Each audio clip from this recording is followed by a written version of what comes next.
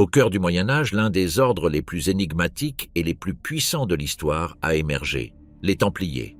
Nés après la première croisade, ces moines guerriers ont juré de protéger les pèlerins se rendant en Terre Sainte, mais au fil du temps, ils sont devenus bien plus que de simples gardiens de la route. Ils étaient soldats, banquiers, diplomates et dépositaires de secrets qui, aujourd'hui encore, suscitent mystère et fascination. De leurs humbles débuts à Jérusalem à leur expansion à travers l'Europe, les Templiers ont créé un réseau sans précédent de pouvoirs politiques, économiques et religieux. Ils fondèrent des châteaux impossibles à conquérir, accumulèrent des richesses comparables à celles des rois et gèrent les premiers systèmes de crédit et de banques internationaux. Des personnages comme Hugo de Payens, son fondateur, ou Godefroy de Saint-Omer, son premier compagnon, furent les piliers d'une confrérie mue par l'honneur et l'obéissance aux bushido-chrétiens qu'ils appelaient la règle du Temple.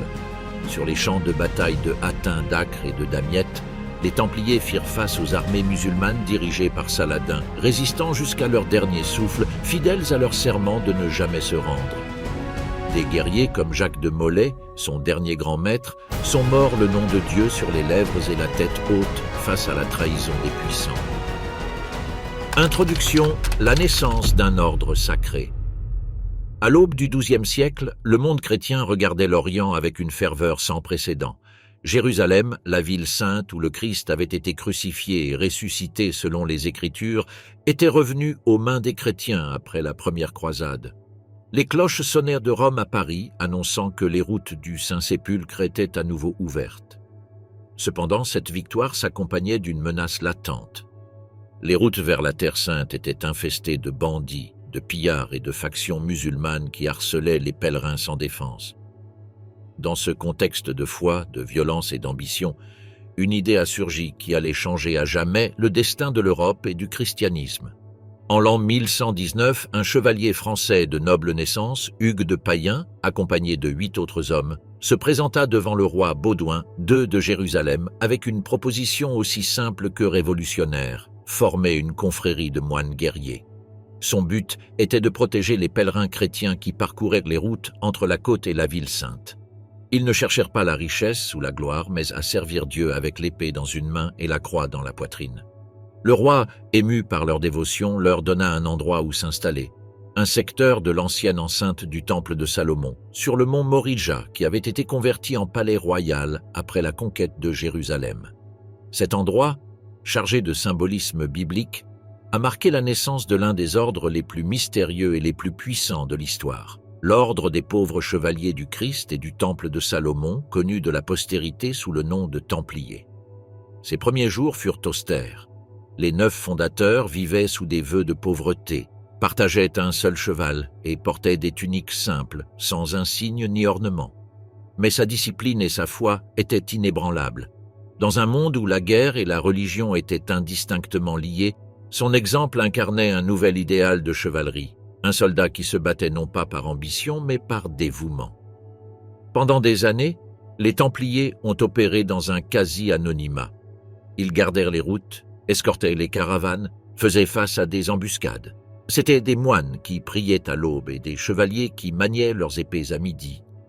Sa réputation grandit parmi les croisés et les pèlerins qui survécurent grâce à sa protection. Cependant, sa véritable expansion commença lorsque sa cause fut entendue en Occident par une figure influente, Saint Bernard de Clairvaux, abbé du monastère de Cîteaux et l'un des hommes les plus respectés de la chrétienté.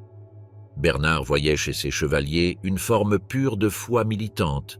Il les a décrits comme des chevaliers du Seigneur, qui n'avaient pas peur de mourir parce que leur âme était consacrée à la justice divine. Grâce à son influence, l'ordre du Temple obtint la reconnaissance officielle de l'Église au Concile de Troyes en 1129, sous la protection du pape Honorius II. À partir de ce moment, les Templiers n'étaient plus de simples guerriers pieux, ils étaient une institution ecclésiastique avec ses propres règles, ses privilèges spirituels et une autorité qui ne répondait qu'au pape. La renommée des Templiers s'est rapidement répandue dans toute l'Europe. Des chevaliers de toute la chrétienté, nobles et paysans, ont offert leurs terres, leurs richesses et leurs héritages à l'ordre. Beaucoup de jeunes hommes ont renoncé à leur titre pour porter la robe blanche et prononcer les vœux de pauvreté, de chasteté et d'obéissance. En peu de temps, les Templiers sont devenus un réseau de pouvoir spirituel et économique qui a transcendé les frontières. Ils fondèrent des maisons, des commanderies et des forteresses de l'Écosse à la Terre Sainte, unissant l'Occident chrétien sous un même idéal, la défense de la foi. Le contexte des croisades. À la fin du XIe siècle, l'Europe connaît une profonde transformation. Des siècles d'invasion, de famine et de féodalisme avaient laissé un continent divisé, où la religion était la seule force capable d'unir les royaumes et les peuples en guerre. Les pèlerinages en Terre Sainte se multiplient, mais pour atteindre Jérusalem, il faut traverser un monde hostile. Déserts, tribus, guerres locales et domaines musulmans. Pendant plus de 4 siècles, la ville sainte est restée sous contrôle islamique. Pour les chrétiens, le Saint-Sépulcre, c'est-à-dire le tombeau du Christ, était un lieu sacré inaccessible, profané par les infidèles. En l'an 1095, le pape Urbain II, alarmé par les nouvelles venant de l'Orient, convoqua un concile à Clermont, en France. Là, devant une foule d'évêques, de nobles et de paysans, il prononça un discours qui allait changer le cours du monde médiéval. D'une voix ferme, il a exhorté les chrétiens à prendre les armes au nom de Dieu et à libérer Jérusalem des mains musulmanes. À ceux qui participaient à l'expédition, il promettait le pardon total de leurs péchés. Ce fut le début de ce que l'histoire appellera la première croisade. Cet appel a déclenché une fièvre de foi et de fanatisme. Des dizaines de milliers d'hommes et de femmes ont quitté leur foyer, marchant vers l'inconnu sous le symbole de la croix cousue dans leurs robes. Certains cherchaient la rédemption, d'autres la terre ou la fortune, mais tous croyaient qu'ils servaient une cause divine. Entre 1096 et 1099, des armées composées de paysans, de mercenaires et de nobles progressent à travers l'Europe de l'Est jusqu'à Constantinople, capitale de l'Empire byzantin. De là, ils traversèrent l'Asie mineure, faisant face à la famine, à la maladie et à des combats incessants. Le 15 juillet 1099, après 3 ans de souffrance, les croisés atteignent leur objectif, la conquête de Jérusalem. Les chroniques racontent que les rues étaient couvertes de sang et que la ferveur religieuse se mêlait à la brutalité de la guerre. Aux yeux des chrétiens, la volonté de Dieu s'était accomplie. C'est alors qu'est né le royaume de Jérusalem, un État chrétien au milieu du monde musulman, soutenu par l'épée et la foi. Cependant, la victoire a apporté de nouveaux défis. Les distances entre l'Europe et la Terre Sainte rendaient impossible le maintien d'une défense stable. Les pèlerins arrivant de l'Ouest étaient des proies faciles pour les bandits et les tribus locales. Les châteaux croisés, disséminés dans toute la Syrie, la Palestine et les côtes du Liban, avaient besoin d'hommes disciplinés, capables de vivre sous des vœux religieux, mais aussi de manier les armes avec habileté. Dans ce vide de pouvoir a surgi l'idée d'une milice sacrée, d'un corps de guerriers consacrés qui unirait la discipline monastique à l'art de la guerre. L'idéal de la guerre sainte a ensuite été consolidé dans le cadre de la pensée médiévale. Il ne s'agissait pas seulement d'une entreprise politique, mais d'une mission spirituelle. Les soldats qui mouraient en combattant au nom du Christ étaient considérés comme des martyrs et leur sacrifice assurait le salut éternel. La violence, pour la première fois, s'est revêtue de sainteté. L'épée du chevalier s'est transformée en instrument de rédemption. Parallèlement à cette ferveur religieuse, les croisades suscitent l'intérêt économique et politique des grands royaumes européens. Le contrôle des routes commerciales méditerranéennes, l'expansion des territoires et l'accumulation de richesses se mêlaient au discours spirituel. Des marchands vénitiens, génois et pisaniens accompagnèrent les croisés, ouvrant de nouvelles routes vers l'Orient. La croisade était autant une guerre de foi qu'une occasion de conquête. Pendant ce temps, en Terre Sainte, les nouveaux royaumes chrétiens étaient entourés d'ennemis. Au nord, les Turcs seldjoukides menaçaient depuis l'Anatolie. Au sud, les Fatimides d'Égypte observaient prudemment l'avancée européenne. La survie du royaume de Jérusalem dépendait d'une défense permanente et la plupart des croisés qui avaient conquis la ville retournèrent en Europe après avoir accompli leurs vœux. Seuls quelques-uns restèrent, prêts à tenir la frontière de la chrétienté à l'Est. C'est dans ce scénario, vers l'an 1119, qu'un groupe de chevaliers français dirigé par Hugues de Payen proposa au roi Baudouin II une idée unique, former un ordre qui combinerait la vie religieuse et la mission militaire. Leur but n'était pas de conquérir ou de régner, mais de protéger les pèlerins qui venaient de l'Occident pour visiter les lieux saints. Ces hommes renoncèrent à leurs biens, jurèrent obéissance et pauvreté et s'installèrent dans les vestiges de l'ancien temple de Salomon sur le mont Moria. Ce geste, apparemment modeste, marque la naissance d'un nouveau type de chevalier, le moine guerrier. Jusque-là, l'Église avait considéré la violence comme un péché, mais les croisades ont transformé cette perception. Combattre pour Christ était un acte de foi et la mort dans la bataille, un chemin direct vers le paradis. La spiritualité chrétienne s'est mêlée au code d'honneur féodal, créant une morale où le sacrifice et le combat se fondaient en une seule vertu. Le succès initial des croisades a consolidé cette pensée. Le pape Pascal II et plus tard Honorius II ont encouragé la création d'ordres religieux militaires pour défendre les territoires sacrés. Avec les Templiers, d'autres émergeront, comme les chevaliers hospitaliers et plus tard les chevaliers teutoniques. Chacun avait un rôle à jouer dans la défense de la foi, mais les Templiers, avec leur ferveur et leur austérité, se sont rapidement imposés comme l'exemple le plus pur de l'idéal des croisés. Dans les années qui suivent, alors que les tensions avec l'islam s'intensifient et que de nouvelles croisades sont appelées, la figure du chevalier du Temple commence à prendre une dimension mythique. L'approbation papale est la règle du Temple. Pendant les premières années de leur existence, les Templiers ont vécu dans l'anonymat. Ils étaient peu nombreux, pauvres et inconnus. Ils dormaient sur le sol en pierre, partageaient des chevaux et mangeaient juste assez pour survivre. Sa force résidait dans la discipline et une foi qui ne s'est pas brisée face à la fatigue ou à la défaite.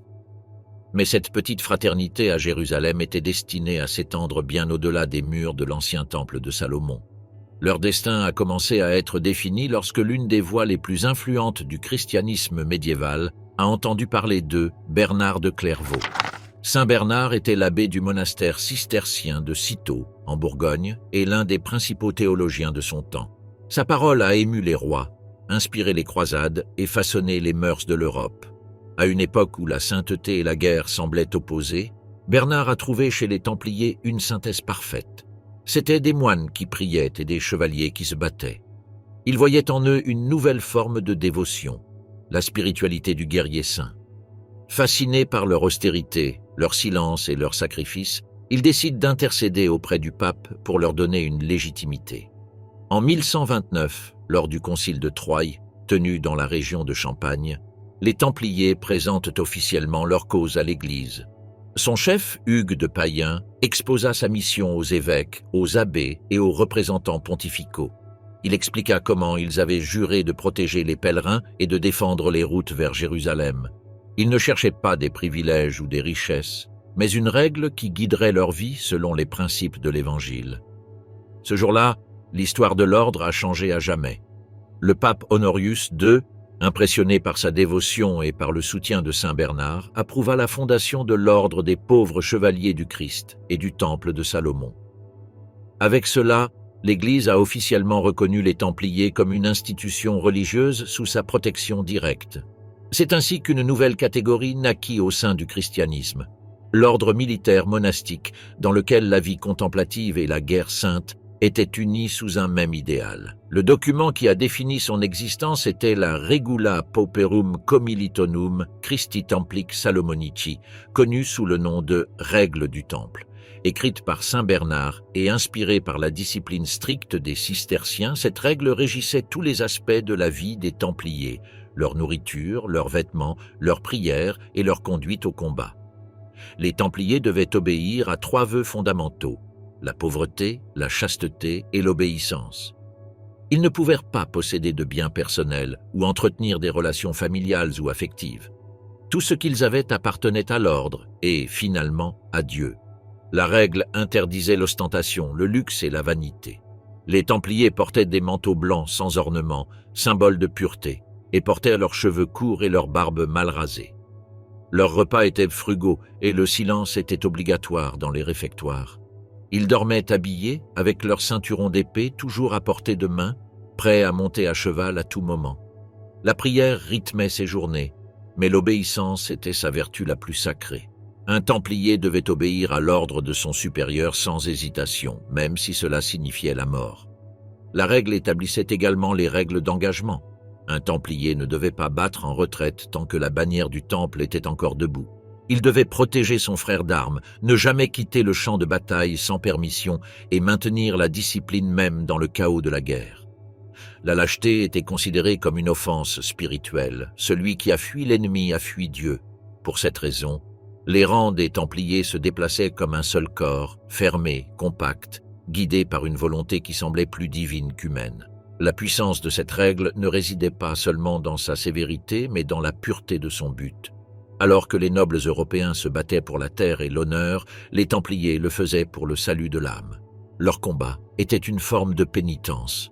En tuant, ils pensaient se purifier quand nous mourrons pour atteindre la gloire éternelle. Saint Bernard a défendu ce paradoxe dans son célèbre traité « Éloge de la nouvelle chevalerie », où il a décrit les Templiers comme « des chevaliers sans peur qui vivent sans plaisir et meurent sans peur ». Selon ses propres mots, le Templier n'était pas seulement un ordre, mais une armée spirituelle au service du ciel. L'approbation papale accordait aux Templiers des privilèges exceptionnels. Ils étaient exempts de payer des impôts, libres de toute autorité séculière et soumis uniquement au pape. Ils pouvaient construire des églises, des cimetières et des forteresses sans l'autorisation épiscopale, administrer la justice dans leur domaine et posséder des terres données par les fidèles. Aucun évêque ou roi ne pouvait juger un Templier. Cette autonomie était le fondement de sa puissance future. Avec le soutien de l'Église et la bénédiction du pontife, l'ordre du Temple s'est rapidement développé. Les nobles faisaient don de châteaux et de domaines, les familles abandonnèrent leurs enfants et les pèlerins confièrent leurs biens entre leurs mains. En quelques années, les Templiers sont devenus un réseau spirituel et économique reliant l'Orient à l'Occident. Leurs maisons et encomiendas ont prospéré en France, en Angleterre, au Portugal, en Castille, en Aragon et en Italie, tandis qu'en Terre Sainte, ils ont construit des forteresses qui ont résisté au siège du désert. La règle, copiée et diffusée dans toute l'Europe, était plus qu'un code religieux. C'était un modèle d'organisation et de discipline. Chaque membre, du plus haut maître au plus jeune écuyer, connaissait son devoir et sa place. Le Temple était une machine de foi et de guerre, mue par l'obéissance et guidée par la conviction que chaque acte, chaque combat et chaque prière avait un but divin. Le symbole du Temple et sa signification. Peu d'emblèmes ont perduré aussi fortement dans la mémoire collective que la croix rouge des Templiers. C'était une croix à coups de pied, dont les bras s'élargissaient vers les extrémités, brodée sur le manteau blanc qui représentait la pureté et la dévotion. À cette époque, la couleur et la forme d'une croix pouvaient faire la différence entre un pèlerin, un hospitalier ou un croisé. Mais la croix du Temple est devenue plus qu'un simple insigne militaire. C'était le signe d'une mission sacrée, un rappel constant que leur cause était spirituelle plutôt que terrestre.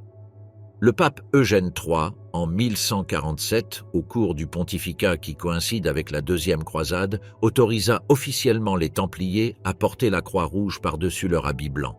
Cette permission papale était plus qu'un privilège. Le rouge symbolisait le sang du Christ versé dans le sacrifice, mais aussi la volonté du chevalier du Temple de verser le sien pour défendre la foi. Le blanc, quant à lui, évoquait la chasteté et la pureté de l'esprit. La combinaison des deux couleurs a défini visuellement l'équilibre entre le sacrifice et la rédemption, entre le corps qui se bat et l'âme qui prie. La croix n'était pas un simple ornement, c'était un serment visible. Chaque Templier devait se rappeler qu'il portait sur sa poitrine le signe du martyr. Avant de porter le manteau, il accomplit une cérémonie solennelle devant l'autel où il jura d'obéir aux vœux et de vivre sous la règle. Le grand maître ou l'aumônier lui imposa le manteau et lui dit « Recevez cette tunique blanche, symbole de pureté et de chasteté. Puissiez-vous servir le Seigneur sous elle sans crainte ni tache. » À partir de ce moment, le chevalier est devenu un Miles Christi, un soldat du Christ. Les Templiers étaient conscients de la puissance symbolique de son image. Sur les champs de bataille, il s'avançait sous la bannière du Temple, appelée beau sang, moitié noir et moitié blanc, avec la croix rouge se détachant en son centre.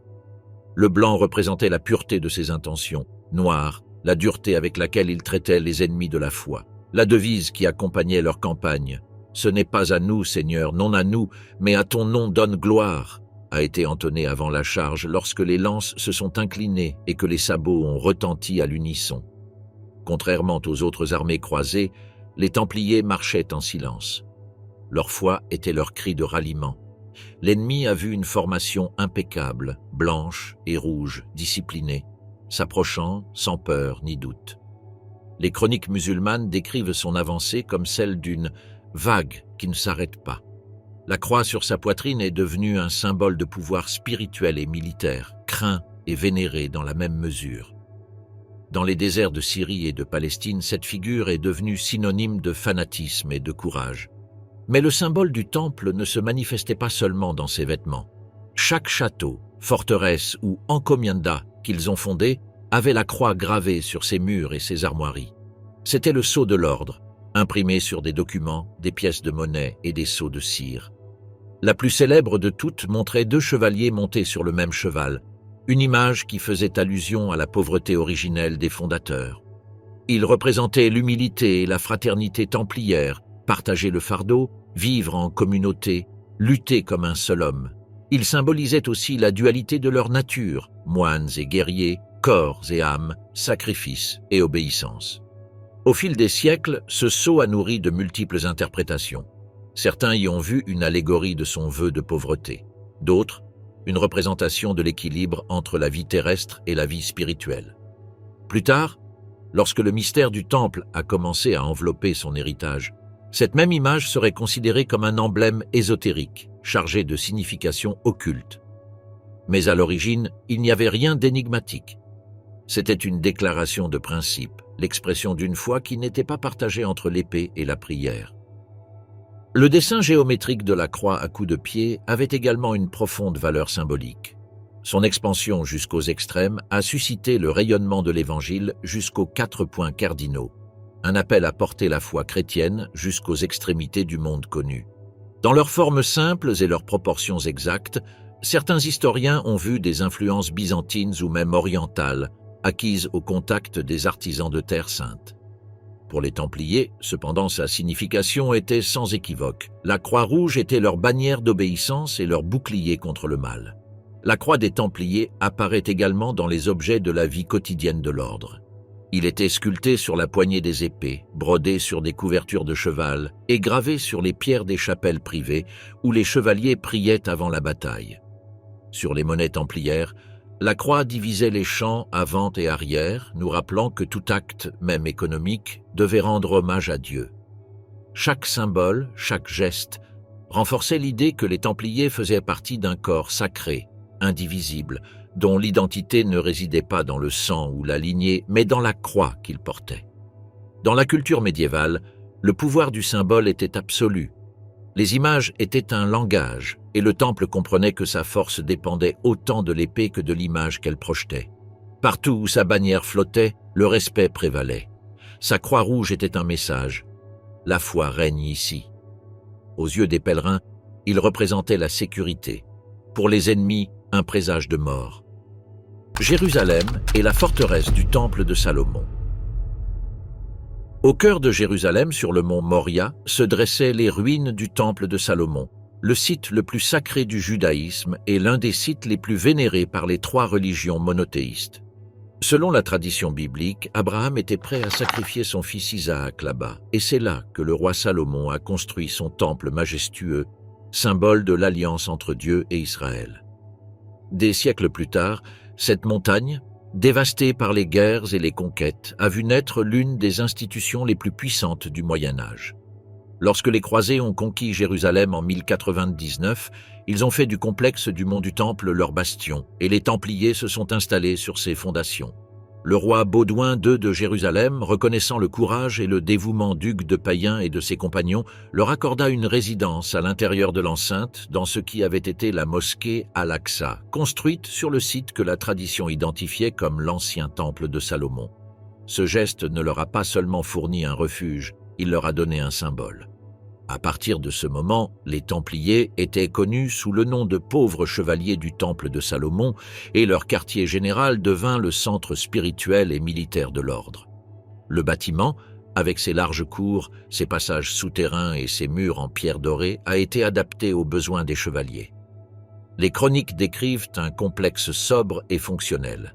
Des écuries capables d'abriter des centaines de chevaux, des salles de prière, des ateliers, des dortoirs, des cuisines et des arsenaux.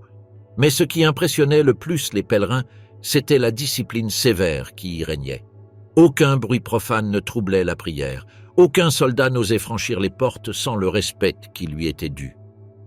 Le mont Moria était devenu une forteresse sacrée, un mélange de monastère et de caserne, où chaque pierre évoquait la mémoire du divin. L'emplacement ne pourrait pas être plus symbolique. Selon la tradition chrétienne, Jésus avait prêché sur cette même montagne. Les croisés la considéraient comme une terre sanctifiée par la présence de Dieu. Pour les Templiers, vivre et combattre sur ces ruines était un rappel constant de leur mission, protéger les lieux saints et maintenir vivante la flamme de la foi dans le cœur de l'ennemi. Mais ce lien avec le temple biblique a également alimenté les premières légendes sur les secrets qu'il gardait à l'intérieur. Dès les premières années de l'ordre, des rumeurs ont commencé à circuler sur des fouilles souterraines menées par les Templiers sous l'esplanade. Certains disaient qu'ils cherchaient les trésors de Salomon. D'autres, qui avaient trouvé des reliques sacrées, comme l'Arche d'Alliance, le bâton de Moïse ou encore le Saint Graal. Bien qu'aucune preuve historique ne confirme ces histoires, les récits médiévaux ont cimenté l'image des Templiers en tant que gardiens de la connaissance occulte. Les tunnels du mont Moria sont devenus un symbole de sa puissance secrète et son silence la preuve la plus puissante de son mystère. Les légendes se sont multipliées au fil des siècles. Certains chroniqueurs musulmans ont affirmé que les Templiers avaient trouvé d'anciennes écritures et des symboles arcaniques cachés sous le temple. Dans l'Occident chrétien, les mystiques affirmaient que l'ordre gardait sous clé les objets sacrés que l'Église avait perdus des siècles plus tôt. L'idée que les Templiers gardaient un secret divin, une connaissance héritée de Salomon lui-même, durerait longtemps après leur disparition. Cette association avec la sagesse ancienne a transformé leur image. Ils n'étaient plus seulement des moines guerriers, mais les héritiers d'une tradition spirituelle qui transcendait l'histoire. Sur le plan matériel, le temple de Salomon fonctionnait comme le centre administratif de l'ordre en Orient. À partir de là, les opérations militaires, les routes d'approvisionnement et les échanges avec les encomiendas d'Europe ont été coordonnés. Chaque cargaison d'argent, d'armes ou de provisions partait sous le sceau du temple. Leur système était si efficace que de nombreux royaumes comptaient sur leurs services logistiques pour maintenir les croisades en vie. L'enceinte des Templiers à Jérusalem était une ville dans la ville, avec des forges, des dépôts d'armes et une hiérarchie parfaitement définie. Le site abritait également la chapelle principale du temple, où les chevaliers se réunissaient pour prier avant chaque campagne. Les cérémonies étaient simples, sans ornement, mais empreintes de solennité. Le silence n'était interrompu que par le chant grégorien et le cliquetis métallique des armures. Les prières demandèrent la force de se battre et la pureté de mourir. De nombreux Templiers ont juré de ne pas revenir vivants si la mission était sacrée. Ils croyaient que mourir à Jérusalem, c'était mourir au centre du monde. Le prestige d'avoir son siège au-dessus du temple de Salomon renforçait l'aura mystique de l'ordre. À une époque où les reliques et les symboles définissaient le pouvoir spirituel, les Templiers pouvaient se targuer d'avoir leur demeure au-dessus de l'endroit même où Dieu avait parlé aux prophètes. Aucun autre ordre ne pouvait prétendre à un héritage aussi puissant. Au fil du temps, l'image du temple s'est confondue avec celle du temple biblique lui-même, une construction de foi, de sagesse et de mystère. Lorsque Jérusalem retomba aux mains des musulmans en 1187, à la suite de la victoire de Salah ad-Din, connu en Occident sous le nom de Saladin, les Templiers furent contraints d'abandonner leur forteresse. La perte du mont Moria a marqué le début du déclin du pouvoir chrétien en Terre Sainte. L'ordre a déplacé son siège d'abord à Saint-Jean d'Acre, puis à Chypre, mais son lien avec Jérusalem n'a jamais été rompu. Dans chaque forteresse qu'ils ont construite, dans chaque église qu'ils ont consacrée, ils ont reproduit la disposition et l'orientation de l'ancien temple. C'était une façon de garder vivante la promesse du retour. Expansion en Europe. Après son approbation papale et la consolidation de son siège à Jérusalem, l'ordre du Temple a commencé une expansion sans précédent. En moins d'un siècle, les Templiers sont passés d'une petite confrérie de 9 chevaliers à une organisation qui a étendu son influence sur tout le continent européen. Leur emblème croisé est apparu sur les châteaux, les fermes, les églises et les ports. Partout où il y avait une route commerciale, une frontière ou un chemin de pèlerinage, les Templiers étaient présents. Leur foi était leur norme, mais leur discipline et leur structure faisaient également d'eux une puissance économique et politique qu'aucun roi ne pouvait ignorer. Le point de départ de cette expansion a été la France, lieu de naissance de ses fondateurs. Dans des régions telles que la Champagne, la Bourgogne et la Normandie, les nobles ont commencé à faire don de terres, de châteaux et de villages à l'ordre. Ces dons n'étaient pas de simples actes de charité. Beaucoup les considéraient comme un investissement spirituel. Donner une partie de son héritage aux Templiers signifiait gagner la faveur de Dieu et s'assurer des prières perpétuelles. Au fil du temps, l'ordre est devenu propriétaire de vastes domaines agricoles et d'élevage, connus sous le nom de Templar Encomiendas. Chaque encomienda était une communauté autosuffisante. Elle avait son église, son moulin, ses écuries et son verger. Les frères qui les administraient, connus sous le nom de frères de la terre, n'étaient pas des chevaliers de guerre, mais des moines voués au travail et à la prière. Ils cultivaient les champs, élevaient du bétail et produisaient de l'huile, du vin et des céréales. Tout ce qui dépassait la consommation locale était envoyé dans les ports de la Méditerranée, d'où partaient les navires du Temple pour la Terre Sainte. Les Templiers ont réalisé ce qu'aucune armée féodale n'avait jamais réalisé, un système logistique international précisément coordonné et soutenu par la foi. En Angleterre, le roi Henri II Plantagenet accorda à l'ordre des privilèges étendus.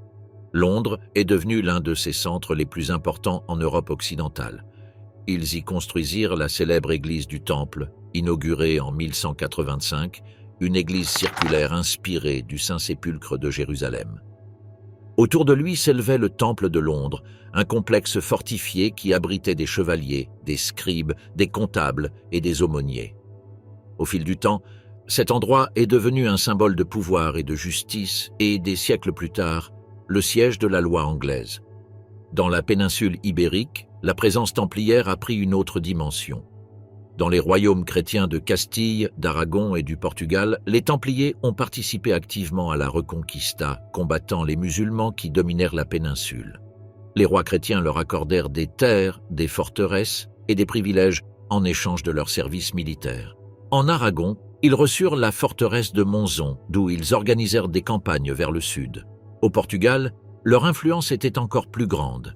Ils aidèrent le roi Afonso Henriques dans la formation du nouveau royaume et après la dissolution de l'ordre au XIVe siècle, leurs biens seront hérités par l'ordre du Christ, qui perpétuera leur héritage à l'ère des découvertes maritimes. En Italie, les Templiers ont établi des maisons à Gênes, Pise et Venise, des villes essentielles pour le transport des croisés et des marchandises vers l'Orient. En Allemagne et dans les pays baltes, son exemple a inspiré la création de nouveaux ordres, tels que l'ordre teutonique, qui a adopté une grande partie de son organisation et de sa discipline. En Hongrie et en Pologne, leurs châteaux servaient de refuge aux pèlerins traversant les Carpates. Leur expansion ne connaissait pas de frontières. Là où il y avait une frontière de la foi, les Templiers construisaient une forteresse. Le secret de son succès ne résidait pas seulement dans son dévouement, mais dans son efficacité administrative. Chaque commanderie était responsable devant le maître provincial et ce dernier devant le grand maître à Jérusalem. Des rapports circulaient régulièrement par l'intermédiaire d'un réseau de messagers, de navires et de caravanes. Les informations, les ordres et les ressources ont circulé sans interruption de l'Écosse vers la Syrie. Aucune autre institution médiévale, pas même l'Église, n'avait une structure aussi centralisée et efficace. Le Temple est devenu une organisation transnationale à une époque où les royaumes avaient encore du mal à se définir. Leur loyauté exclusive envers le pape les rendait indépendants des monarques, ce qui suscitait à la fois admiration et suspicion. Dans certains endroits, ils étaient considérés comme des protecteurs, dans d'autres, comme une puissance parallèle qui agissait au-delà de l'autorité royale. Leur capacité à mobiliser des troupes, de l'argent et des ressources leur a donné une énorme influence politique. Les Templiers étaient, aux yeux de nombreux dirigeants, une armée au sein de l'armée chrétienne. Les châteaux templiers étaient de véritables forteresses de pierre, construites avec une précision qui combinait l'ingénierie militaire et la spiritualité monastique. En France, la forteresse de la Couvertoirade dominait les routes du sud. En Espagne, le château de Ponferrada se dressait comme un bastion de la foi. Au Portugal, le château de Tomar est devenu le centre névralgique de l'ordre dans la péninsule. Leur architecture suivait un modèle commun, des tours carrées, des murs épais, des chapelles intérieures et des cours qui servaient à la fois de prière et de défense. Chaque pierre représentait l'union entre le temple et l'épée. Au fil du temps, le temple a accumulé d'énormes richesses, bien que ses membres soient restés fidèles aux vœux de pauvreté. L'argent provenait de dons, de revenus agricoles, de butins de guerre et de dépôts confiés par les pèlerins et les nobles. Cette fortune n'a pas été utilisée pour le luxe, mais pour soutenir les croisades, financer les constructions et garantir la sécurité des voyageurs vers la Terre Sainte. Sans le vouloir, les Templiers avaient créé un réseau économique qui anticipait le monde moderne. Un système interconnecté de biens, de services et de transports, régi par la confiance et l'obéissance. La naissance de la banque templière. L'expansion du temple à travers l'Europe a non seulement étendu sa puissance militaire et spirituelle, mais a également donné naissance à un phénomène entièrement nouveau dans l'histoire occidentale, la naissance d'un système financier organisé. Dans un monde où les pièces d'or et d'argent étaient transportées dans des coffres escortés par des soldats, les Templiers offraient quelque chose de révolutionnaire, la sécurité et la confiance. En quelques décennies, les moines guerriers qui avaient juré pauvreté sont devenus, paradoxalement, les gardiens des plus grandes fortunes de la chrétienté.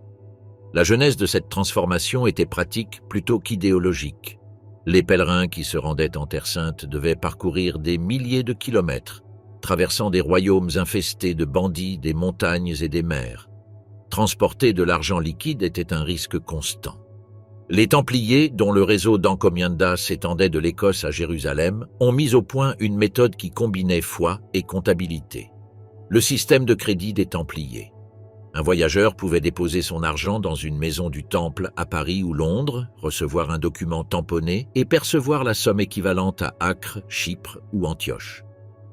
Ce papier, écrit avec des signes et des symboles cryptés de l'ordre, était le premier antécédent du chèque bancaire moderne.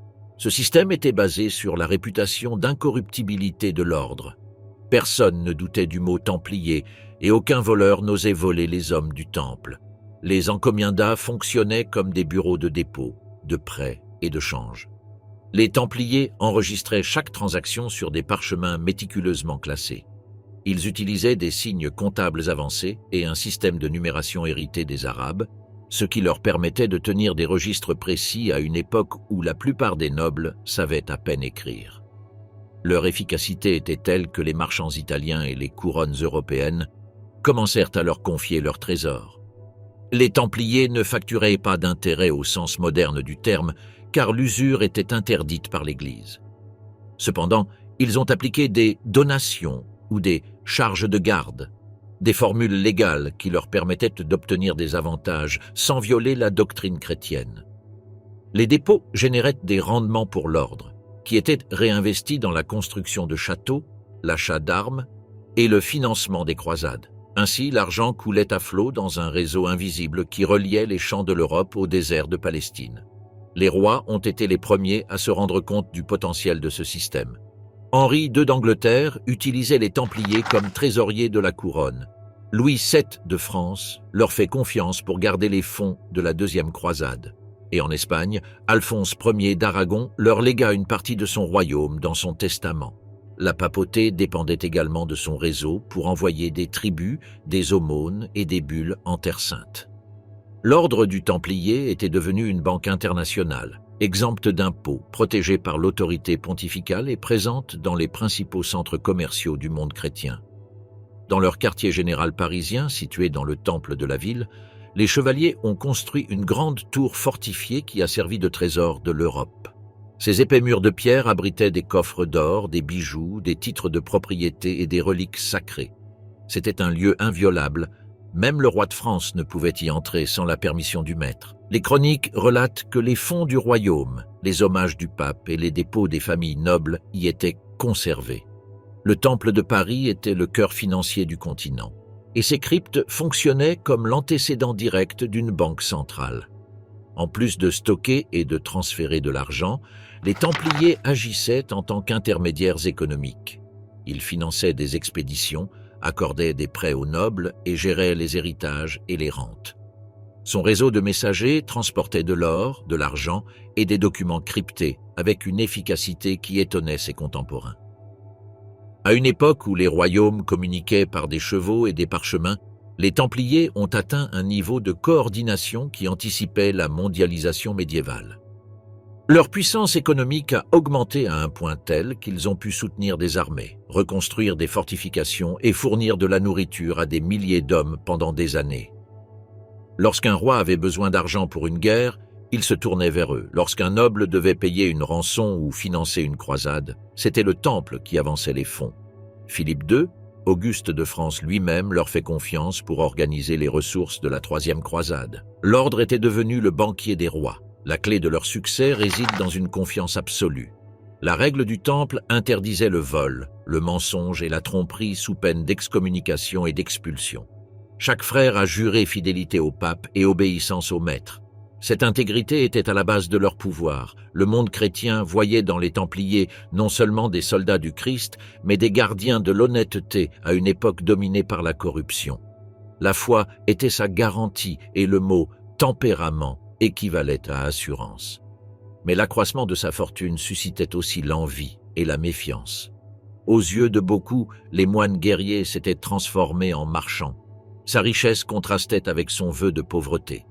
Leurs châteaux, leurs flottes et leurs trésors suscitèrent la méfiance des rois endettés et du clergé ambitieux. L'argent, qui avait été un instrument de foi, commençait à être son plus grand danger. En France, les Templiers prêtaient d'immenses sommes à la couronne, faisant des monarques leurs débiteurs. Parmi eux se trouvait Philippe le IV le Bel, un roi aussi puissant qu'insolvable, dont la relation avec l'ordre se terminerait par une tragédie. Sans le vouloir, les Templiers avaient inventé les outils du système financier moderne, le crédit, le transfert, la lettre de change et le reçu. Et ils l'avaient fait au nom de Dieu. Le mythe des trésors templiers. Dès les premiers jours de son existence, l'ordre du Templier était enveloppé d'une aura de mystère. Sa richesse, son autonomie et son silence ont alimenté des rumeurs qui se sont répandues dans toute l'Europe. Mais parmi tous les mythes qui les entouraient, aucun n'a atteint autant de force ou de persistance que celui de leurs trésors cachés. L'or, les reliques sacrées, les manuscrits interdits et les objets divins faisaient partie de l'imaginaire qui se tissait autour des Templiers. Au fil du temps, le trésor du Temple est devenu un symbole, l'écho d'une fortune disparue et d'un savoir perdu dans l'ombre de l'histoire. À l'époque de leur splendeur, les Templiers contrôlaient châteaux, ports, fermes, mines et flottes marchandes. Leur gestion efficace et leur système bancaire international leur ont permis d'accumuler d'importantes réserves de métaux précieux, mais la véritable ampleur de ces richesses n'a jamais été connue. L'ordre n'avait pas de comptes à rendre au roi, et seul le grand maître et la trésorerie générale avaient accès au registre de leurs biens. Les voûtes du Temple à Paris et d'autres sites à Londres, en Aragon ou à Chypre conservaient des coffres scellés avec de la cire et des symboles secrets. Au moment où l'ordre a été dissous en 1312, beaucoup de ces coffres avaient disparu. Le premier témoignage d'un trésor perdu apparaît peu de temps après l'arrestation massive des Templiers ordonnée par le roi Philippe le Bel-France en octobre 1307. Selon les chroniqueurs de l'époque, lorsque les hommes du roi firent irruption dans le Temple de Paris, ils ne trouvèrent pas une seule pièce d'or. Les chambres étaient vides, les coffres ouverts, les inventaires absents. Tout semblait avoir été enlevé peu de temps avant le raid. Cette absence a alimenté une question qui allait résonner pendant des siècles. Où est allé l'or du Temple? Les légendes offrent de nombreuses réponses. Certains récits prétendent que, quelques jours avant les arrestations, une flotte templière a quitté le port de La Rochelle, sur la côte atlantique de la France, chargée de coffres, de reliques et de documents secrets. On dit qu'il a disparu en mer, se dirigeant vers des destinations incertaines. L'Écosse, le Portugal ou encore les Amériques, selon les versions ultérieures.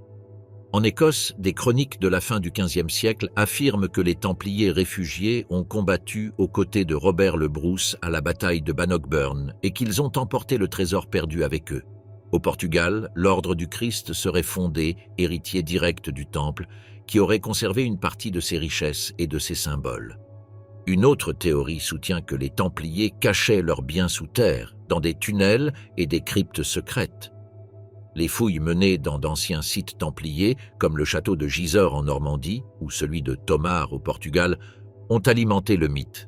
À Gisors, la légende raconte qu'un jardinier au XIIe siècle a découvert une chambre scellée avec des coffres en argent et des manuscrits qui ont mystérieusement disparu après l'intervention des autorités. Aucune preuve archéologique ne l'a confirmé, mais la rumeur a survécu au passage des siècles. À Tomar, les sous-sols du couvent sont remplis de passages fermés et de galeries bloquées, où beaucoup pensent que les reliques du temple reposent encore. Le mystère ne se limite pas à l'or. Les récits médiévaux et de la Renaissance affirmaient que les Templiers possédaient des objets d'une valeur spirituelle incalculable. Parmi elles, les plus célèbres, l'Arche d'Alliance, le coffre d'or qui, selon l'Ancien Testament, contenait les tables de la loi données à Moïse. Certains ont affirmé que les Templiers l'avaient trouvé lors de leur fouille sous le mont du Temple à Jérusalem et l'avaient gardé secret. D'autres parlaient du Saint le Graal, le calice utilisé par le Christ lors de la dernière scène, emporté en Europe et caché dans un lieu connu uniquement du Grand Maître. Le Graal, dans ces versions, n'était pas un objet physique mais un symbole de la connaissance divine que l'ordre aurait protégé de la corruption du pouvoir humain. Avec le passage du temps, ces histoires se sont mélangées à l'alchimie, à la Kabbale et aux courants ésotériques de l'Europe ultérieure. Les Templiers étaient associés aux traditions occultes, à la géométrie sacrée et aux anciennes traditions hermétiques. Leur lien avec le temple de Salomon en a fait les héritiers symboliques de la sagesse du roi sage, constructeur du sanctuaire le plus vénéré du monde antique. Au cours des siècles qui ont suivi, les sociétés secrètes qui ont vu le jour en Europe, comme les Rose-Croix ou les francs-maçons, se sont réclamées de cet héritage spirituel, affirmant descendre des Templiers et préserver leurs secrets. Au fil des siècles, le mythe du trésor templier s'est adapté aux nouvelles époques. Au XVIIIe siècle, les Lumières l'ont recherché comme source de connaissances perdues. Au XIXe siècle, les romantiques en ont fait un symbole de pureté et de sacrifice. Au XXe siècle, archéologues et romanciers en font le cœur des complots et des aventures. La vie quotidienne d'un Templier. La vie à l'intérieur du temple était un mélange rigoureux de prière, de discipline et de combat. En surface, leurs châteaux étaient des forteresses militaires, mais à l'intérieur, ils fonctionnaient comme de véritables monastères. Chaque jour commençait avant l'aube, lorsque la cloche du couvent des Templiers, le Signum, sonnait dans les cours de pierre. Les chevaliers se réveillèrent aussitôt, s'habillèrent sans dire un mot et se rendirent à la chapelle pour la prière des matines. Leurs journées étaient régies par un horaire strict, déterminé par la règle du temple, qui établissait quand ils devaient prier, travailler, s'entraîner et manger. Dans cette structure parfaite, il n'y avait pas de place pour l'improvisation ou le loisir. Les Templiers étaient à la fois moines et soldats. Ils ont juré d'obéir à 3 vœux inviolables, la pauvreté, la chasteté et l'obéissance. Leurs vêtements étaient simples, comme des tuniques de laine blanche avec la croix rouge brodée sur leur poitrine, et ils devaient être maintenus propres en signe de pureté spirituelle. Ils dormaient vêtus, la ceinture de leur épée à la main, prêts à monter à tout moment. Leurs lits étaient durs, recouverts de couvertures grossières. Les dortoirs étaient partagés et froids, sans feu ni décoration. Chaque chevalier ne possédait que le strict nécessaire, un habit, un manteau, un couteau, une ceinture et un cheval. Tout objet superflu était considéré comme une offense à son vœu de pauvreté. La journée a été partagée entre la prière et l'entraînement. Ils priaient 7 fois par jour, au rythme de l'office divin, entrecoupés de lectures bibliques avec des moments de silence absolu. Après la prière du matin, l'entraînement militaire a commencé. Les Templiers pratiquaient le combat au corps à corps, l'utilisation de la lance, de l'arc et de l'épée. Chaque mouvement devait être exécuté avec précision. La discipline était l'essence de leur force. Un seul Templier pouvait affronter plusieurs ennemis sans briser la formation. Ils se sont entraînés à rester calmes, même sous une grêle de flèches. La règle était claire. Le chevalier du temple n'a pas peur de mourir. Il a peur de désobéir. Sur le champ de bataille, l'organisation était parfaite. Les chevaliers formaient l'avant-garde, suivis des sergents et des écuyers. La bannière bossant, moitié blanche, moitié noire, guidait ses mouvements. Aucun d'entre eux ne devait battre en retraite tant que la bannière était encore debout. S'il tombait, quelqu'un d'autre devait le ramasser immédiatement. La défaite n'était pas une option, et l'abandon du terrain était passible d'expulsion de l'ordre. Pour cette raison, les Templiers étaient craints à la fois par les musulmans et les croisés eux-mêmes. Ils se battaient en silence, sans pitié ni doute. Sa foi était son armure. En dehors des combats, la vie des Templiers suivait un ordre monastique. Les repas étaient économes, pain, légumineuses, eau et vin léger. La viande n'était servie qu'aux jours fixés. Pendant le repas, le silence régnait. Un frère lecteur a récité les Écritures pendant que les autres mangeaient. Il était interdit de parler, de rire ou de murmurer. Quiconque enfreignait la norme devait se confesser et faire pénitence. Chaque acte, de la prière au repas, avait un but spirituel, soumettre le corps pour renforcer l'âme. La hiérarchie à l'intérieur du temple était stricte. Au sommet se trouvait le grand maître, élu par un conseil de dignitaires. Sous son commandement se trouvaient les maîtres provinciaux, responsables des commanderies d'Europe et d'Orient. Chaque château ou maison templière avait un commandant, chargé d'administrer les terres, les ressources et la discipline. Les Templiers, nobles de naissance, constituaient la force d'élite. Les sergents, d'origine modeste, servaient de soutien militaire et administratif. Les frères aumôniers étaient chargés des messes et des sacrements.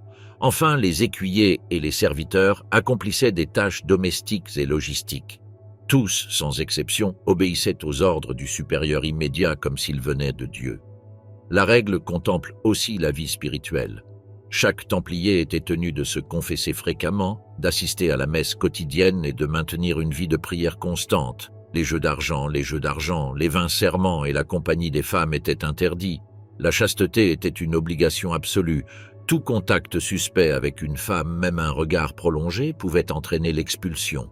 L'ordre était considéré comme une famille spirituelle où il n'y avait pas d'amour terrestre, seulement la dévotion au Créateur et la fraternité du temple. Les punitions étaient sévères. Un Templier qui désobéissait pouvait être forcé de manger par terre, dépouillé de son manteau ou confiné dans l'isolement. Les crimes graves, tels que la lâcheté ou la trahison, étaient payés par l'expulsion ou la mort. Cependant, le pardon a toujours été possible par la pénitence publique. Certains chevaliers coupables d'avoir fui au combat revinrent volontairement des années plus tard, pieds nus et vêtus de haillons, demandant à être fouettés devant la communauté avant d'être réadmis. La honte était sa rédemption. Pendant les heures de repos, les Templiers passèrent du temps à réparer leurs armes, à rédiger des rapports ou à travailler la terre. Beaucoup étaient des constructeurs, des architectes et des forgerons qualifiés. Des innovations défensives, des ponts et des systèmes hydrauliques ont été conçus dans ces forteresses. L'architecture templière alliait efficacité militaire et spiritualité. Les églises rondes, inspirées du Saint-Sépulcre de Jérusalem, rappelaient aux chevaliers que sa mission était de protéger le cœur de la foi. La forme circulaire, sans début ni fin, symbolisait l'éternité de Dieu. Malgré l'austérité, la camaraderie était profonde. Les frères partageaient tout, la nourriture, le cheval et le danger. La règle interdisait l'envie et l'orgueil. Chaque chevalier devait aimer son frère comme lui-même. Avant de partir au combat, ils se confessaient ensemble et se demandaient pardon l'un à l'autre. Ils croyaient que mourir sans réconciliation était mourir dans le péché. Leur force était basée sur cette fraternité. Ils ne combattaient pas pour la gloire individuelle, mais comme une seule volonté consacrée au ciel. Ennemis et rivalité. Le pouvoir, la discipline et l'autonomie absolue du temple suscitèrent bientôt l'inimitié. Dans le monde médiéval turbulent, où les royaumes s'élevaient et tombaient sous le poids des guerres et des intrigues, aucune institution ne pouvait obtenir une telle influence sans provoquer la suspicion. Les Templiers, fidèles uniquement au pape, formaient une armée hors du contrôle des monarques. Leurs richesses et leur réseau de forteresses réparties dans toute l'Europe en ont fait un État dans l'État. Et tandis qu'en Terre Sainte, ils luttaient contre l'islam, en Occident, ils accumulaient des ennemis plus dangereux, la jalousie, l'envie et le pouvoir politique. Sur le champ de bataille, ses principaux rivaux étaient d'autres ordres militaires chrétiens, également nés dans le feu des croisades. Parmi eux se trouvaient les chevaliers hospitaliers, connus pour diriger des hôpitaux et protéger les pèlerins, et les chevaliers teutoniques, issus de la tradition germanique.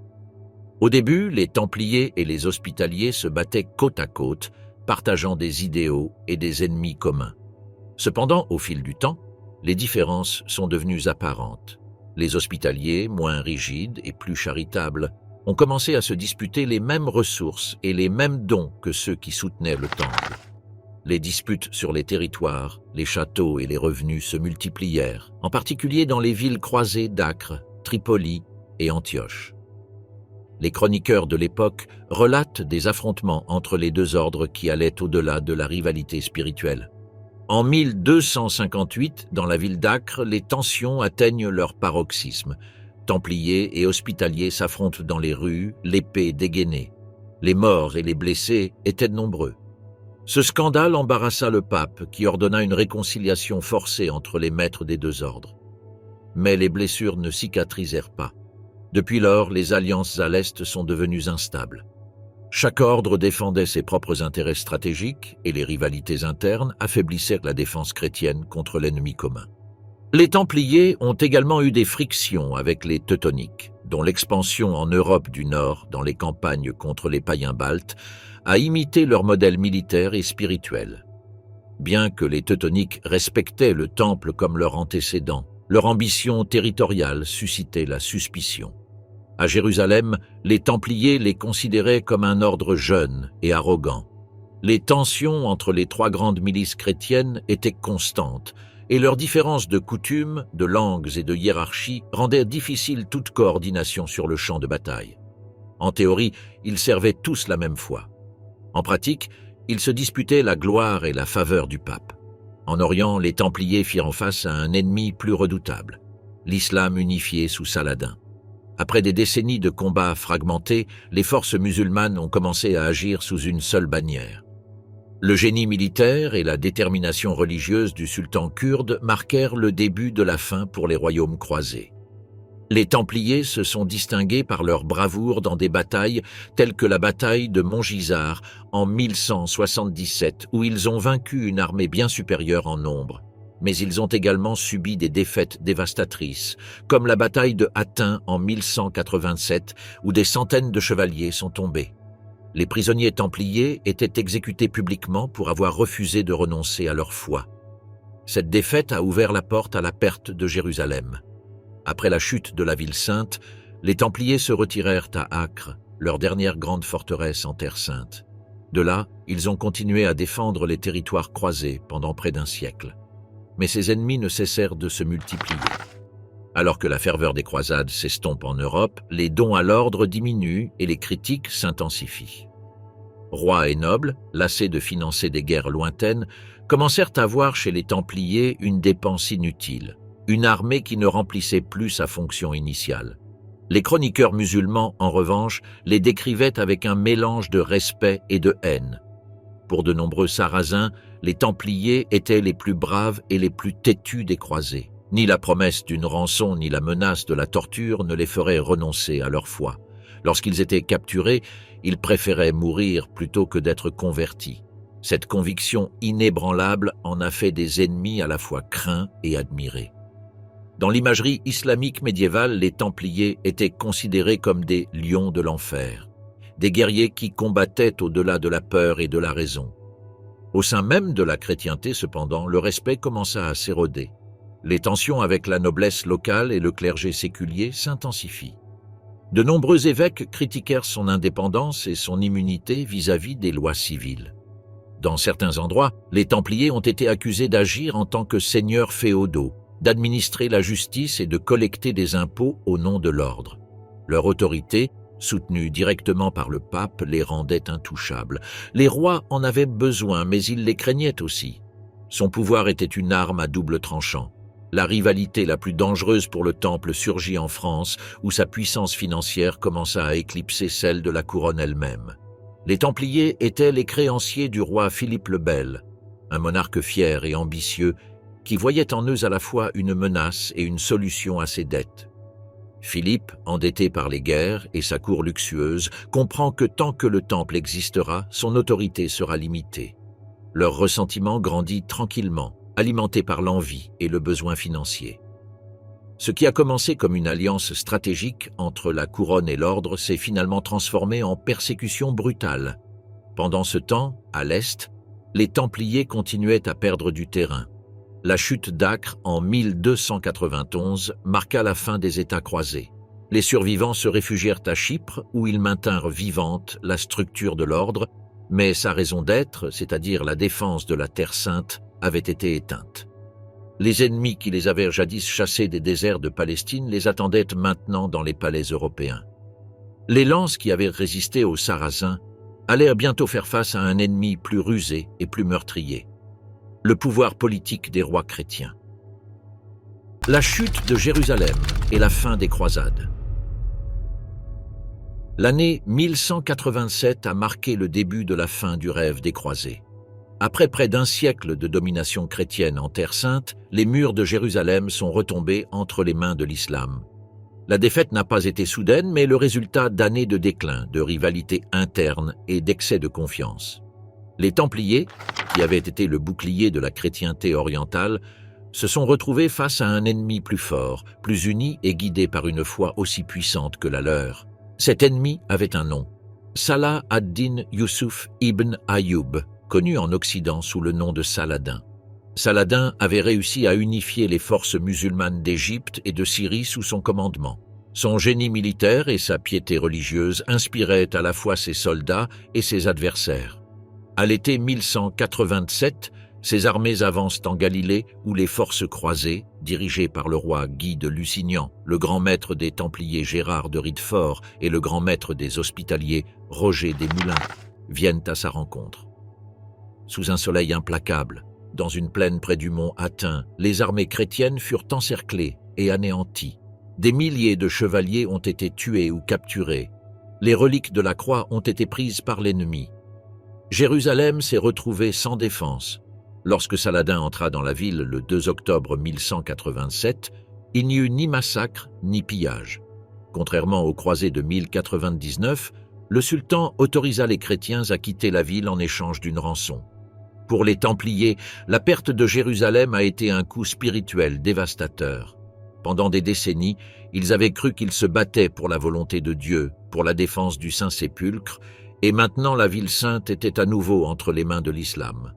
Leur mission semblait avoir échoué, mais l'ordre n'a pas été dissous. Ils retirèrent leurs forces à Acre, où ils érigèrent un nouveau siège. À partir de là, ils ont planifié la contre-attaque. Le pape Grégoire VIII appela à une nouvelle croisade pour reprendre Jérusalem. Il s'agit de la troisième croisade, entre 1189 et 1192, menée par trois des plus grands monarques de l'époque, Richard Cœur de Lion d'Angleterre, Philippe II Auguste de France et l'empereur Frédéric Barberousse du Saint-Empire romain germanique. Les Templiers rejoignirent l'armée anglaise, accompagnant Richard dans sa marche à travers la Palestine. Ils ont combattu à Acre, Arsuf et Jaffa, démontrant leur discipline légendaire. À la bataille d'Arsuf, sa charge finale permit aux croisés de gagner, forçant Saladin à battre en retraite. Cependant, Jérusalem n'a jamais été retrouvée. Le traité signé en 1192 permettait aux pèlerins chrétiens de visiter la ville, mais sous souveraineté musulmane. C'était une victoire incomplète. Au cours des siècles suivants, les croisades se sont poursuivies, mais leur esprit s'est estompé. Ce qui avait commencé comme une entreprise de foi s'est transformé en une succession de campagnes politiques marquées par l'ambition et la cupidité. Les Templiers continuèrent à se battre à l'Est, mais chaque croisade fut plus faible que la précédente. Lors de la quatrième croisade, en 1204, les armées chrétiennes n'atteignirent même pas la Terre Sainte.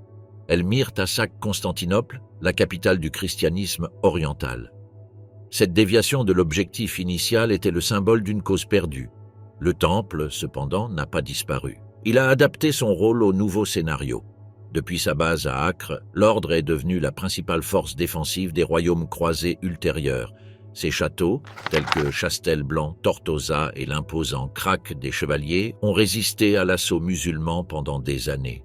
Chaque forteresse était une petite ville autosuffisante, approvisionnée par des encomiendas européennes. Les Templiers perfectionnent les techniques de fortification, érigeant des doubles murs, des tours semi-circulaires et des systèmes de défense en profondeur. Son architecture inspirera plus tard les châteaux européens, mais le temps jouait contre lui. La ferveur des croisades en Europe s'estompait et les rois n'étaient plus disposés à financer des guerres lointaines. La papauté perdait de son influence, et les Templiers, sans cause visible, commençaient à être considérés comme une relique inconfortable. Malgré leurs victoires isolées, la pression musulmane s'est intensifiée. En 1291, les armées du sultan Al-Ashraf Khalil, successeur de Saladin, assiégèrent Acre, le dernier bastion chrétien de la Terre Sainte. La défense était féroce. Les Templiers résistèrent jusqu'au dernier moment, se battant maison par maison, rue par rue. Le grand maître Guillaume de Beaujeu tomba mortellement blessé sur les murs de la ville. Ses dernières paroles ont été « Frères, je défends le Christ, pas la pierre ». Lorsque les murs ont finalement cédé, la ville a été rasée. Des milliers de croisés sont morts et les Templiers qui ont survécu ont été soit exécutés, soit réduits en esclavage. Avec la chute d'Acre, la chrétienté perdit son dernier bastion en Orient. C'était la fin des croisades. Les quelques Templiers qui s'échappèrent se réfugièrent à Chypre, où ils établirent un nouveau quartier général. À partir de là, ils ont maintenu leur structure et leur hiérarchie, préservant leurs archives, leurs trésors et leurs symboles. Mais l'esprit de l'ordre avait changé. Il n'y avait plus de terre sainte à défendre ni de pèlerins à escorter. Leurs châteaux en Europe étaient toujours en activité. Leurs encomiendas continuaient à produire des richesses, mais leur mission originelle avait disparu. Sans ennemis extérieurs, ils commencèrent à susciter la méfiance des monarques qui les vénéraient auparavant. La chute de Jérusalem n'était pas seulement une défaite militaire, mais le début d'une nouvelle étape, celle du Temple comme puissance sans cause. Sans croisade pour justifier leur existence, les Templiers sont devenus les gardiens d'une gloire passée. En France, en Angleterre, en Espagne et au Portugal, leurs forteresses témoignaient d'une époque où la foi poussait les armées. Mais dans le silence de ces chapelles, sous les bannières usées, un nouveau danger se préparait, la suspicion. La même puissance qui les avait élevés au-dessus des rois commençait à se retourner contre eux. Le dernier chevalier à quitter les ruines d'Acre portait sur sa poitrine la croix rouge du Temple et dans ses yeux la certitude qu'une époque était finie. Derrière elle, la poussière de Jérusalem, l'écho des croisades et de la fin de la guerre sainte. Le procès contre les Templiers. Dans la matinée du 13 octobre 1307, sur tout le territoire de la France, les baillis du roi Philippe le Bel reçoivent un ordre secret. Avant l'aube, ils devaient simultanément faire irruption dans toutes les maisons templières du royaume et arrêter chacun de leurs membres. Cette date marquerait le début de la fin de l'ordre du Temple. Le coup a été précis, rapide et dévastateur. Des centaines de Templiers furent capturés sans résistance. Les sceaux pontificaux qui les protégeaient de tout pouvoir séculier étaient sans valeur face à la volonté du roi le plus puissant d'Europe. Philippe le IV préparait sa vengeance depuis des années. La monarchie française était endettée jusqu'au cou auprès de l'ordre qui avait financé ses guerres et soutenu son économie. Les Templiers étaient ses créanciers, mais aussi ses rivaux. Ils contrôlaient de vastes terres, des flottes et des fortifications et ne répondaient qu'au pape. Leur indépendance était intolérable. Philippe avait besoin d'argent et il avait besoin d'un ennemi visible pour justifier son ambition. Ainsi, le Temple, sans croisade, sans but militaire et avec des trésors cachés, est devenu la cible parfaite. Le roi ordonna qu'une liste d'accusations soit dressée qui mêlait superstition, hérésie et politique. Les Templiers étaient accusés d'adorer des idoles, de renier le Christ, de cracher sur la croix, de pratiquer des rituels blasphématoires et de commettre des actes impurs dans leurs cérémonies secrètes. Ils ont également été accusés d'idolâtrie, de sorcellerie et de sodomie, accusations courantes dans les procès pour hérésie de l'époque. C'étaient des accusations absurdes, mais suffisantes pour enflammer la colère du peuple et obtenir le soutien d'une Église craignant d'affronter le monarque français. Le grand maître du Temple, Jacques de Molay, est arrêté avec d'autres hauts dignitaires, Hugues de Perrot, Geoffroy de Gonneville, Geoffroy de Charnay et Jean de la Tour. Ils ont tous été emmenés à Paris et enfermés dans des cachots humides, détenus au secret et soumis à des interrogatoires sous la torture. Les inquisiteurs, nommés par le roi lui-même, extorquent des aveux qui serviront plus tard de preuve de culpabilité. Battus, brûlés et mutilés, de nombreux Templiers admettaient tout ce qui pouvait mettre fin au tourment. D'autres moururent en silence, sans dire un mot. Le pape Clément V, élu des années plus tôt avec le soutien de Philippe IV, tenta d'abord de résister à la pression. Le Temple était un ordre pontifical et seul Rome avait autorité sur lui. Mais le pouvoir du roi était absolu. Clément, installé à Avignon sous influence française, il a été contraint d'accepter le fait accompli. En 1308, il ordonna la suspension de l'ordre jusqu'à ce que les accusations soient éclaircies. Malgré cela, la machinerie de l'Inquisition était déjà en marche et le processus s'est répandu dans toute l'Europe. En Angleterre, en Aragon, en Castille, en Allemagne et au Portugal, des interrogatoires similaires ont été menés, bien qu'avec des résultats très différents. Dans presque tous les royaumes, les Templiers ont été acquittés par manque de preuves. En France, en revanche, la sentence était déjà décidée.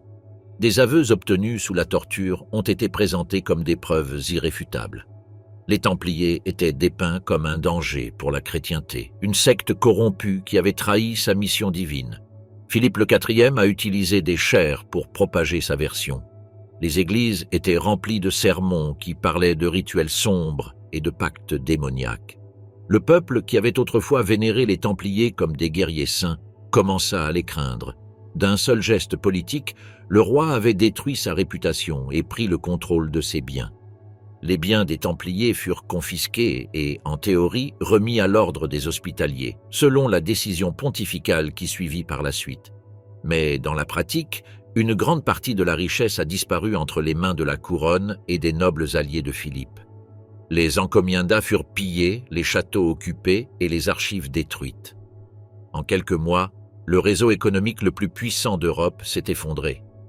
Le Temple, qui pendant 2 siècles avait déplacé armées et fortunes, fut réduit en cendres. En 1310, le grand procès public s'ouvre à Paris. Plus de 500 Templiers furent traduits devant le tribunal ecclésiastique.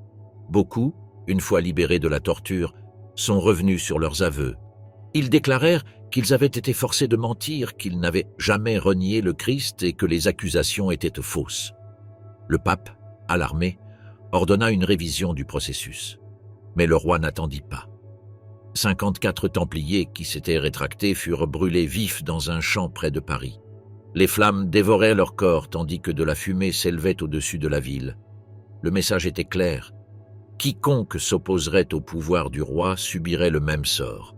Malgré cela, le processus s'est poursuivi. Clément V convoqua un concile à Vienne en 1311 pour décider de l'avenir de l'ordre. Les représentants des royaumes européens défendirent l'innocence des Templiers, mais le pape, sous la pression de Philippe le IV, décréta en 1312 la dissolution officielle de l'ordre du Temple au moyen de la bulle Vox in excelso. Aucune condamnation formelle n'a été prononcée, mais l'ordre a cessé d'exister. Ses biens passèrent à l'hôpital de San-Ruin et ses membres furent dispersés ou intégrés dans d'autres institutions. Le grand maître Jacques de Molay, qui avait enduré 7 ans de prison, fut finalement amené devant le tribunal en mars 1314. Les Templiers ont été emmenés sur l'île aux Juifs, une petite île au large de Notre-Dame. Attachés à des poteaux, ils regardaient le crépuscule pendant que le bourreau allumait les feux. Le feu monte lentement, illuminant le fleuve et les tours de Paris. Selon les chroniques, avant de mourir, Jacques de Molay jeta une malédiction. Dieu sait qui a tort et qui a péché. Bientôt, il jugera les coupables de notre mort. Quelques mois plus tard, Philippe IV et Clément V moururent subitement, accomplissant la prophétie qui scellait la légende du dernier grand maître du Temple. L'exécution de Jacques de Molay. Le 18 mars 1314, l'air à Paris est froid et dense. La Seine, grise et silencieuse, reflétait la fumée qui s'élevait des berges. Sur la petite île aux Juifs, devant la cathédrale Notre-Dame, 2 personnages enchaînés attendaient leur destin. Il s'agissait de Jacques de Molay, le dernier grand maître de l'ordre du Temple, et Geoffroy de Charnay, précepteur de Normandie. La foule s'émassait sur les ponts, les murs et les barges du fleuve. Personne ne voulait manquer la fin de l'armée du Christ. L'homme qui avait dirigé les Templiers pendant 22 ans était sur le point de brûler. Molay avait passé les 7 dernières années en prison, entre interrogatoires et tortures. Depuis son arrestation en 1307, il était resté calme, refusant de renoncer à sa foi ou de trahir ses frères. Au cours de son procès, il avait subi des pressions pour qu'il accepte les accusations d'hérésie et de blasphème, des aveux obtenus sous la torture. En 1314, Lorsque le pape Clément V et le roi Philippe IV décidèrent de clore définitivement l'affaire, le sort de l'ordre était déjà scellé. Le pape décréta la dissolution du temple. Le roi exigeait une justice visible. Le feu de joie serait le dernier chapitre. Le matin de leur exécution, Molé et de Charnay furent amenés devant les juges sur la place du Parvis, en face de la cathédrale. Les prélats, représentants du pape, ont lu la sentence, la prison à vie pour hérésie. C'était une punition qui lui aurait sauvé la vie. Mais Molé, debout, émacié et couvert de haillons, a fait l'impensable. Il s'avança, interrompit la lecture et parla d'une voix ferme. Il déclara que les aveux obtenus sous la torture étaient faux, que les Templiers étaient innocents et que l'ordre avait fidèlement servi le Christ. Devant une foule stupéfaite, il a proclamé « J'ai péché en mentant. Mon âme ne peut pas partir faussement. L'ordre du Temple est pur. Nous sommes innocents. » Cet acte a scellé son destin. L'héritage du Temple, que le roi avait essayé d'effacer par la propagande et la peur, renaissait à ce moment-là sous la figure de son dernier maître. Les juges étaient paralysés. Les paroles du vieux monsieur ont contrecarré tout le processus. Philippe le IV, en l'apprenant, réagit avec fureur. Il ordonna que Molé et de Charnay soient brûlés immédiatement, sans possibilité d'appel. L'enjeu était de faire taire à jamais l'homme qui avait défié le trône et la papauté d'un seul geste. Dans la soirée, les Templiers ont été conduits en bateau vers la petite île. Les bourreaux avaient déjà préparé les piquets et le bois de chauffage. Le ciel vire au rouge sur la Seine, comme s'il présage la fin d'une époque. Molé, courbé par les années et les tortures, ne demanda qu'une chose, qu'on le ligotât face à Notre-Dame pour mourir devant le visage de la Vierge. Des témoins ont déclaré qu'il avait accepté son sort avec sérénité. Il refusa le pardon du confesseur et demanda à prier en silence. Geoffroy de Charnay, à ses côtés, fit de même. Aucun n'a montré de peur. Les torches touchèrent le bûcher. Les flammes montaient lentement, dévorant le bois de chauffage humide. De la fumée envahissait les silhouettes des chevaliers, mais la voix de Molé pouvait encore être entendue au milieu des cris du public. Dieu sait qui a tort et qui a péché. Bientôt, il jugera ceux qui nous condamnent. C'était la malédiction du dernier Templier. Selon les chroniques, ces paroles résonnaient avec une clarté surnaturelle, comme s'il s'agissait d'une sentence divine. Le feu les consuma complètement, tandis que le soleil se couchait sur Paris. Le silence qui s'ensuivit était aussi profond que l'histoire qui venait de se terminer. Quelques mois plus tard, la prophétie commença à s'accomplir.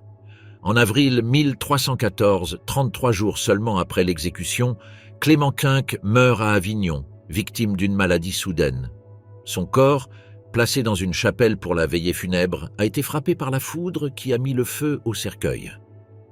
En novembre de la même année, Philippe IV tomba de cheval lors d'une chasse et mourut brusquement. Les deux hommes responsables de la destruction du temple avaient péri la même année. Pour beaucoup, ce n'était pas une coïncidence, mais le jugement de Dieu. Avec la mort de Molé, l'ordre du temple disparaît officiellement. Leurs biens furent absorbés par les chevaliers hospitaliers, leurs forteresses vendues ou détruites et leurs symboles interdits. Mais rien ne pouvait effacer sa marque. Au cours des décennies suivantes, les rumeurs de survivants des Templiers se sont multipliées. Certains auraient fui en Écosse, où ils ont combattu aux côtés de Robert le Bruce à la bataille de Bannockburn.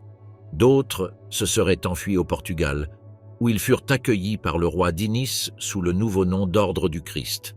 Dès lors, l'idée que le temple n'avait pas complètement disparu commença à faire partie du mythe.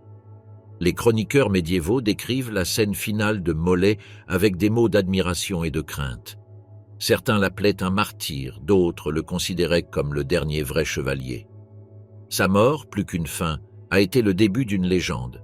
Au cours des siècles suivants, sa figure sera justifiée par les écrivains, les mystiques et les sociétés secrètes qui verront en lui un symbole de résistance contre la corruption du pouvoir.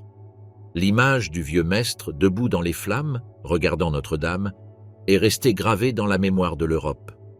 Dans le silence qui a suivi le feu de joie, lorsque la fumée s'est dissipée au-dessus de la Seine, des témoins ont affirmé avoir vu les braises former une croix. Certains l'ont pris comme un signe divin, d'autres comme une illusion de crépuscule. Mais pour ceux qui croyaient en l'innocence du temple, ce feu n'a pas détruit l'ordre, mais l'a purifié. Son symbole, la croix rouge sur le manteau blanc, continuera d'apparaître pendant des siècles dans les églises, les manuscrits et les armoiries. L'histoire du temple s'est arrêtée là, mais son ombre continuerait à vivre dans la mémoire et le mystère. Le 18 mars 1314, lorsque les flammes consument Jacques de Molay, plus d'un homme brûle avec lui. Le dernier feu des croisades s'est éteint, écho d'une époque où la foi avait armé les chevaliers et élevé les empires. Le temple a disparu sur la terre, mais dans l'histoire, il est resté éternel, comme l'emblème d'une promesse qui n'a jamais été oubliée.